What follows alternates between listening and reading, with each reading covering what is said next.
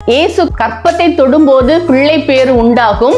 உங்கள் வருமானத்தை தொடும்போது அந்த வருமானம் பெருகும். கல்லா பெட்டியை தொடும்போது கல்லா கட்டும், லாபம் பெருகும். காணிக்கை பெட்டியை தொடும்போது 30, 60, 100மாக அது பெருகும், விருத்தியாகும், வர்த்திக்கும். உங்களுடைய பேரை தொடும்போது பேரை பெருமைப்படுத்துவார். எப்படி வந்துட்டு இந்த ஆபிரகாமுடைய ஆசீர்வாதத்தை, நான் உன்னை ஆசீர்வதித்து உன்னை பெரிய ஜாதியாக்கி உன் பேரை பெருமைப்படுத்துவேன் அப்படின்னு சொல்லி ஆபிரகாமுடைய ஆசீர்வாதத்தை சிந்தாம செதறாம அப்படியே அள்ளிக்கிட்ட ஆள் யாருன்னா இந்த யாக்கோபு தான். உன் பேரை பெருமைப்படுத்துவேன் என்று சொல்லி யாக்கோபை இஸ்ரவேலா மாத்தி, இஸ்ரவேல் அப்படிங்கிற பேர்ல ஒரு நாடே இருக்கு. அப்படி அவர் பேரை என்ன பண்ணிட்டாரு?